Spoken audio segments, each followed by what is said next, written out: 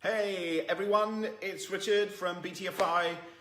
Good to see you. It's Monday, 8 o'clock again. Some of you might cast your mind back to last Monday where we had technical disaster. For those of you that tuned in to watch the live, all about meditation, how to meditate, but we did it again.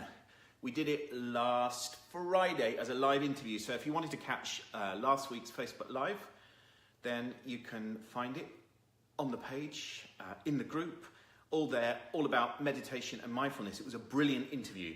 So good to see you. It's Monday. I hope you've had a great day. We've had a really cool day today. Actually, we've done lots of prep for the rest of this week.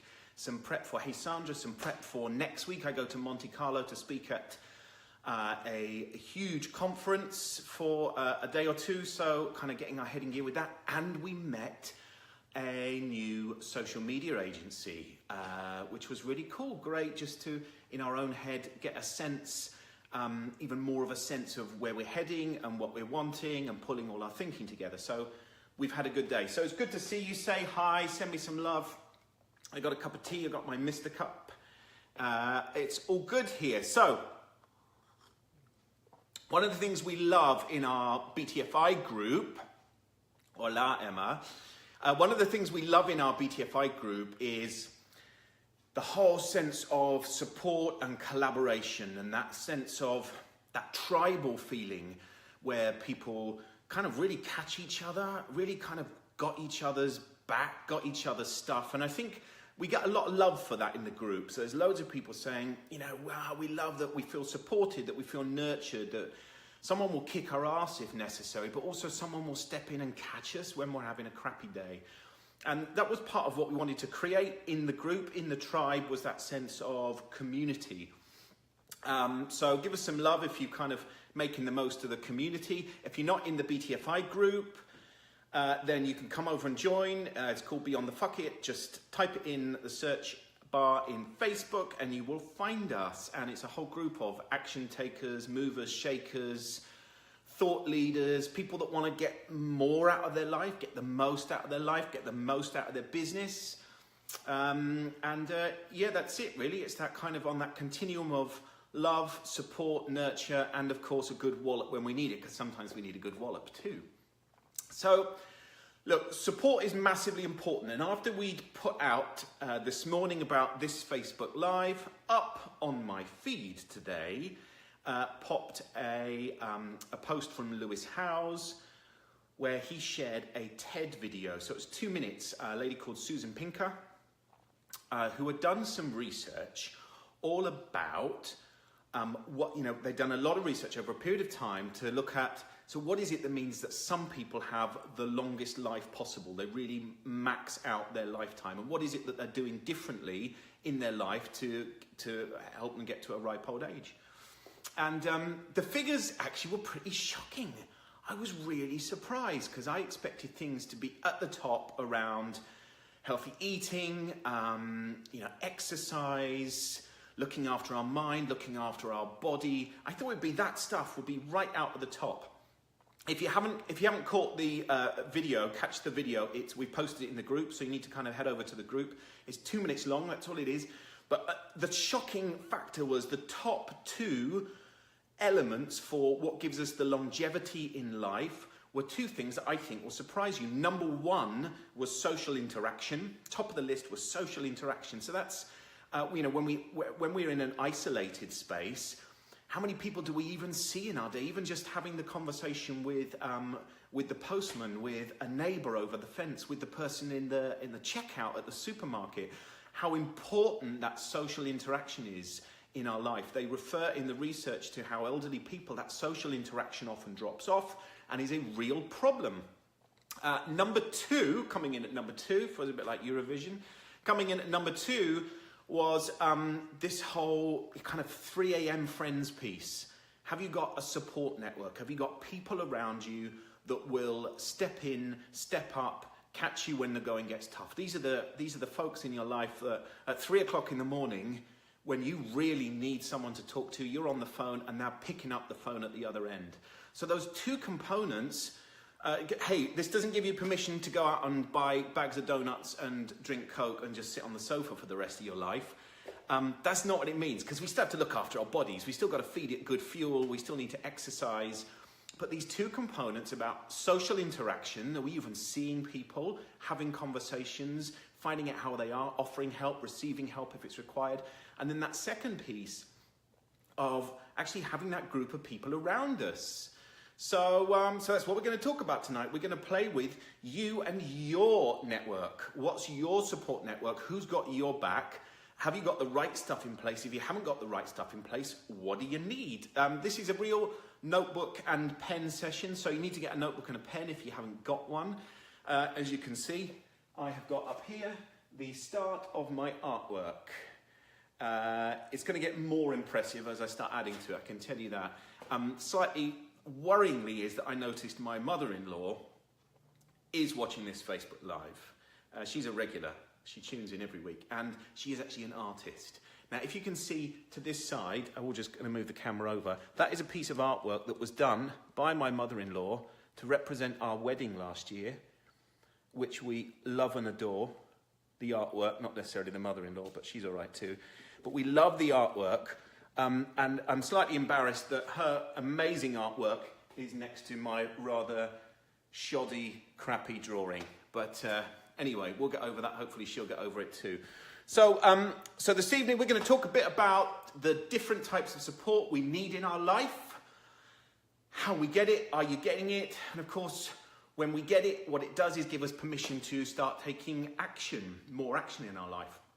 So I decided, rather than just talking about support today, I decided that I'd kind of turn it into a model, because I thought that would be the easiest way to remember it. So we made up a model today. This is the model. It's called the Support Safety Net. And with a view that, do you know what, I think, and I found this since being an entrepreneur, setting up my own business 14 years ago, is that actually there are times when it feels an incredibly lonely existence. I don't always know who to turn to sometimes, and it's not too bad for me being an introvert that I can spend 8 hours a day locked in a room quiet with no interaction, and yet sometimes you do want to have a conversation. Sometimes you do want to know that you can just bounce some ideas off of someone, share some thoughts, just a hello, a hi, something like that. Actually, that's simple, but as an entrepreneur, it can be a really lonely existence. I think even being, I work loads with corporates, with boards, with exec teams, and often for a lot of them, it's a really lonely existence. Tucked away, shut away in offices, lots of travel, so lots of head time. So that support network becomes even more important. And what I do think is sometimes it feels a bit like, it does feel a bit like I'm walking a tightrope. And I kind of don't know what is either side. I know it's really great when I get to the other side. But that moment of, and I'm not a great heights person either, so that makes it kind of doubly pants for me. But I do, when I was at music college, I did do a circus workshop for a whole day, and I did tightrope walking, high wire walking. Now the reality is, I was like 3 feet off the floor. So it wasn't really that high. But it was high enough to be uncomfortable and to get that sense of, hang on, what happens if I topple? And of course, when you're 3 feet off the floor, it doesn't feel a great consequence should you topple off. But for a lot of people, running their own business can feel like a massive consequence if we topple. If when we're on the tightrope, we topple. One of my corporate clients mailed me today about a big decision he had to make in the last 2 weeks. And at times of that decision-making, felt quite alone and felt like he was walking a tightrope, and felt like some real kind of sharp intake of breath and some risk involved with that. So this is my tightrope here. It's all going to go downhill when I have to get to drawing people on there. So the first part of our support network, to get your pens and your paper out, and I want you to start scribbling this down because I will ask you some questions, is this bit here, which I've called outsource. Outsourcing is the ladder that allows us to even get to the high rope.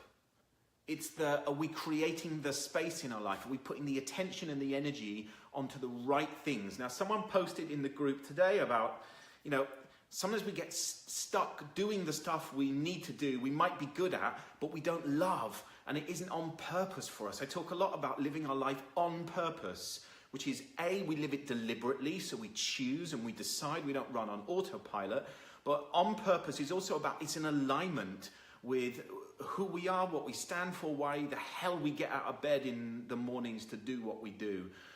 And actually, a lot of us, and certainly a lot of people who run their own businesses, get really stuck in doing stuff that they know they should do, or they have to do, or they need to do, or actually they hate doing. And of course, that jams up their time and jams up their day. So there are a load of things that, excuse me, I know I'm not great at doing, and I really dislike doing, like accounts, even expenses month to month, booking things in my calendar. Anything that involves a spreadsheet is a nightmare. So I have a VA, I have a great VA, Angela, and she takes all that stuff away from me and frees up my time to better do the stuff in life that I want to be doing. And actually, it's much better value for me. I know a lot of people go, yeah, but I can't afford it. If we do the maths on it, when we work out the amount we could be earning per hour ourselves, or generating, or if we are needing to sell, versus the amount that it will cost us to employ a VA, as an example. It might not be about a human being we need to do the outsourcing. It might be about us getting systems and resources in that way, systems that will support us. So for me, Xero was one. Actually, I used to sit down and do my accounts. I used to fill it in on a piece of paper, on a spreadsheet every month. Now I do Xero. That now goes off to the account. I do the minimum amount on Xero. They have less to do. I have less to do. Boom, job done. So our outsourcing piece is what clears the way, paves some space for us to be spending our energy on the stuff we really want to be doing in life. So whether you're in a corporate role, or whether you are an entrepreneur running your own business, what's the stuff that you need to let go of? So get yourselves a piece of paper. Actually, if you know that you are doing the shitty stuff in your life that you go, I just don't like doing it, but I have to do it, just tell me what the stuff is. Carl tells me we need a VA. Okay, so then, what would it take for you? What would you need to be doing? Whether that's generating enough income to pay for a VA, or just get one. Mine doesn't work for me full time, so does a certain number of hours per week. And it's just great at freeing up the stuff that I've got so often so entrenched in that I don't need to get entrenched in anymore. So Mark Williams, yes, we do. So I want you to, on your piece of paper, think about, what is it from an outsourcing perspective that you think is going to make a difference? Where do you need to free up some time? Now, look, although we're talking about this within a business context, this is also really important and applies to us in our personal life. So what's the stuff in our personal life that we need to free up from, that we need to let go of? Revolutionary for me was probably 7 or 8 years ago, was getting a cleaner. Now, actually, the thing is, I actually quite like cleaning. I quite enjoy cleaning. I'm a bit OCD with cleaning. But actually, the 3 or 4 hours that it takes every 10 days or so, that's not a good use of my time. I'm happy to potter and dust and clean and wipe and a bit of hoovering every so often. I get the Dyson out, I have a magic moment. But actually, the big bulk piece of cleaning, we get someone in to come and do and help with. So the outsourcing piece might be in your personal life and it might be in your business life. So check out with yourself, what support is it that you need from an outsourcing perspective that is going to allow you to climb the ladder to even be able to get near to the tightrope? So Sandra, I use an accounts package, email and post scheduler. Yeah, great, right? And that's so accessible to us. The technology is available that actually if it isn't a human being we need, let's get that stuff. Let's buy it in. It isn't costly. It takes a bit of fiddling to start with, but actually there's a huge amount of access and resources available to you. Okay, so the next one on here. So look, once we've got this piece in place and allowing us to get up here and climb, the next piece in here, I'm calling peer support. Now, this is where I think a lot of people get really stuck with this because, do you know what? I think I think generally people are really great at giving. I think they love giving. and I think they love offering out support, and I think a ton of people get really stuck asking for help, asking for what they need. The reason we started in the BTFI group running Ask Friday was to get people to encourage them to go, actually ask for what you want, ask for what you need. It might just be a perspective on something. It might be a contact, a connection, a view. It might be 5 minutes of coaching. And actually, it's kind of blown our minds on the Friday, the number of people that kind of check in with that piece and do ask for what they want. And I'm pretty sure that everyone has got a lead to the piece that they want and need from asking, and more often in abundance. So our peer piece is about, let me ask you a question. If you were in a crisis in your life, think about something happens. Your house gets broken into in the night, you need to call the police, but you've got your kids around. You need someone to be around you. You have a relationship breakdown, and at 4 o'clock in the morning, you just need to pick up the phone to someone that's going to go, do you know what? I'm here and I'll listen.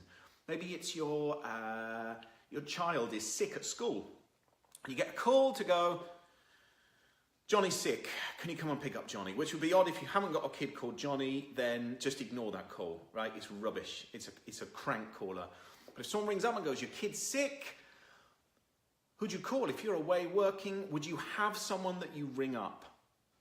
How many of you have got those people in your life where you know that actually you can ring them? Actually write them down right now. Who are the people in your life that you absolutely know that if you need them, if you fall off of the tightrope, they're there to catch you. They're there to grab you. They'll be there to give the support, and that they will act on it. Not the ones that go, oh, I'm sorry, I was a bit busy, when they ring you back a week later. I mean, in that moment, they'll pick up the phone and they'll be there. Who is it in your life? Because I think, I ask this question of people, and often they'll go, yeah, I've got loads of people. And we go, so who are the people? Well, no, I don't know whether she would. No, I don't know whether he would. Who would they be in your life?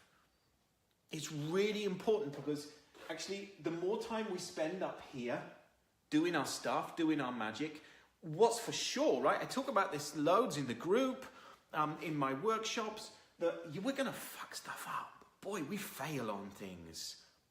Every time we get on here, we're going to topple off. It's going to happen. If we want to play big, if we want to play out at our edge, if that's what you want to do in life, you're going to fall off for sure. And when we start to juggle a bit too much, and it gets a bit more painful, and we go out of balance, who are the people that are there to catch you? Now, I think generally people do love giving. I don't think anyone wakes up in the morning and goes, fuck you, I'm not going to give anything. I think people want to give. But often people don't know that others want something because they don't ask for it. So even though you've got your list of people, you go, yeah, here are the people I'll call. Would you call them if you were in a crisis? Would you actually pick up the phone and ring them and say, do you know what? I need you. So this bit is massively important. So the outsourcing allows us to climb the ladder to even get here. The peer piece is the catching piece. Yeah? Okay, so I think I'm lucky. I think I have those people in my life. I don't think I have many, but I think I have 2, 3, 4 people that I believe will play this role in going, actually, do you know what? They'd be there for me. I don't think that's always been the case. I come from a theatre arts background where I think there's often so much bullshit and facade, and people kind of claim that they've kind of got your back, but ultimately they're not always there. And I think in the last 10 years or so, my life's changed, and I think these people do exist. Okay, so, and then we get to the last point. This is where, really sorry to my mother-in-law again, this is where the artwork happens. I have got absolutely no idea how I'm going to draw this. But anyway, that is me, arms, and then out here, somewhere, is my balancing stick, so that I don't fall off. As it goes, that is not actually too bad. You will have to zoom in, because you probably can't see it. So on this level, this is what I've called the mentor level, and the mentor level is about, this is the person that helps us stay focused, that helps us keep our attention up, because one of the things I do remember, even though I was only 3 foot off the ground when I did the circus course, was not to look down. So looking down isn't great. You keep your eye line and you focus up. So the mentors in our life are the people that help us keep our eye line up, keep us on track, keep us moving, keep our focus out there, keep our peripheral vision around us, keep us set on our destination that we're heading to. Which of course, because it's okay if we've got this piece in place that allows us to topple and screw it up. Someone's just getting their magnifying glass. I tell you what, I'm going to auction this off. So if anyone wants this, I'm going to auction it for charity. Starting bids, £50 if anyone wants this. £50. And then you get your own copy. I'll sign it for you. So the mentor and the mentor can come in lots of forms, right? Mentor doesn't have to be a person. Mentor could be a book. It could be a coach. Maybe you need a coach. Maybe you need a mentor, a business mentor that's going to help you, guide you in your business. Maybe not in your expertise, but in running a business. It might be an accountability buddy. We talk a lot in the BTFI group. Accountability is massively important. If what we're really focused on is moving from knowledge into action, then someone who's going to hold us accountable and hold the mirror up and challenge us for what we have done and what we haven't done, that accountability piece is incredibly important.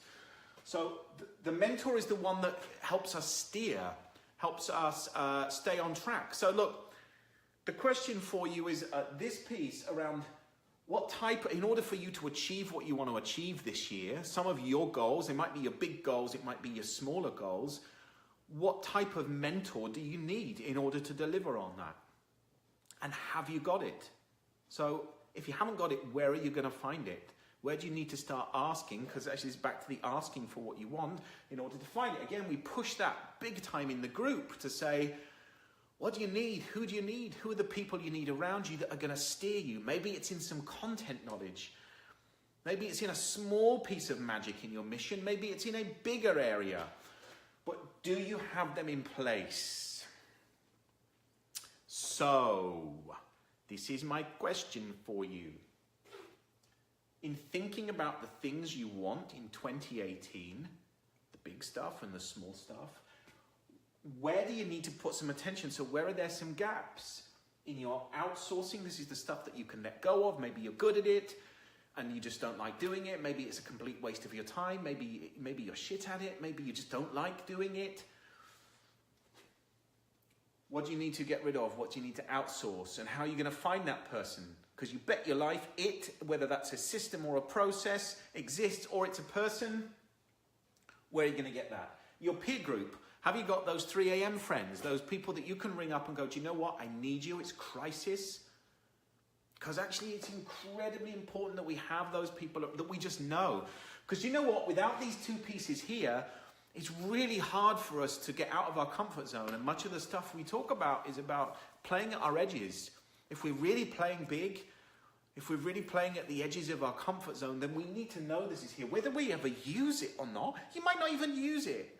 Because you might not need to. You might be resilient enough when you topple to get yourself up. And that's really cool. And is it in place? Because if it is in place, it's a great piece of permission for us to go, now you can go and play big up here because this stuff is taken care of. And then we put our focus on this. It's really shitty and hard when we're attempting to do all of this stuff.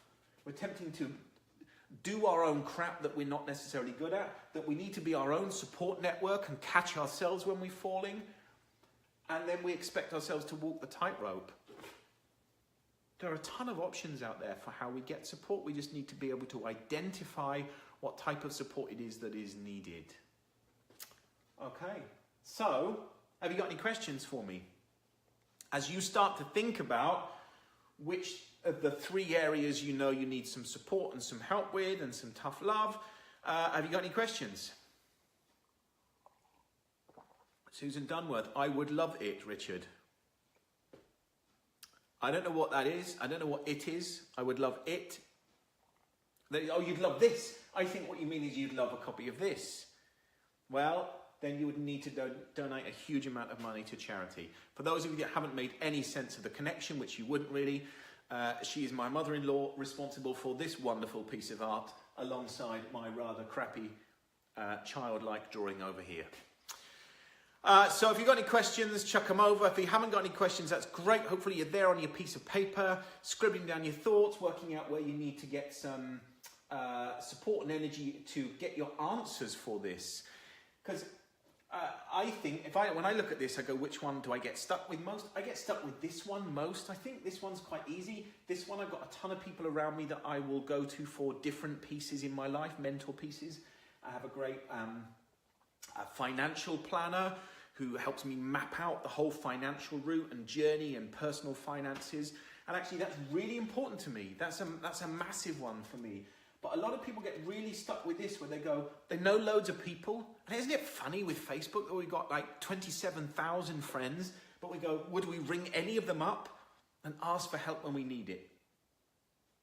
And lots of us wouldn't do that. So who are these people, and how do you need to start putting yourself in the right arena to get this kind of support? Right? Where do they exist? Do they exist in networking groups? Do they exist in meetup groups? Are there social groups at work that where you start to build new relationships, and where you find them, where you have a common cause, a common mission, a common purpose, a common interest?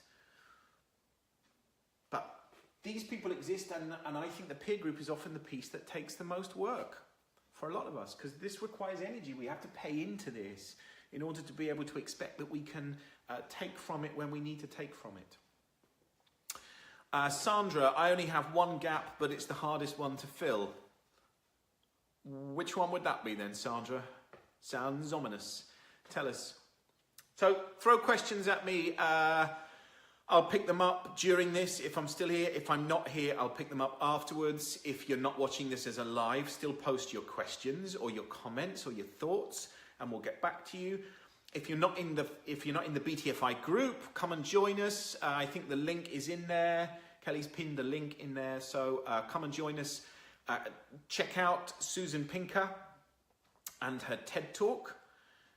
Thanks for clarifying, Sandra. It's the 3 a.m. friend. Okay, gotcha.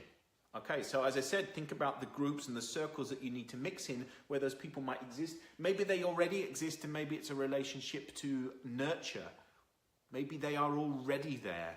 How much of it is about, again, your own courage and confidence and trust to know that you can ask for what you want, and that's okay, and you can ask for support. I think days gone by, it was seen as really needy. And I remember when I told my dad once that I was asking for some help and support from friends, I think he thought it was really needy, because that wasn't what he knew. You kind of got on, did your shirt up and battened down the hatches, and it doesn't have to be like that anymore. So anyway, post your comments, questions. If you're not in the group, full of action takers, groovy people, movers, shakers, people that will challenge you, engage with you, wallop your backside, encourage you, support you, offer you help actually in all of these 3 places. So come and join us. Please share this if you think a friend of yours or a colleague would have value and benefit from watching this, even if it's just to see my mother-in-law's great artwork or my great artwork, then go for it. So that's it for now. Good to see you all. This week we have a webinar on, which we're going to be pushing out for tomorrow, so you can join that, and I will see you again on our Facebook Live next Monday, 8 o'clock. Have a great week. Bye for now. See you later.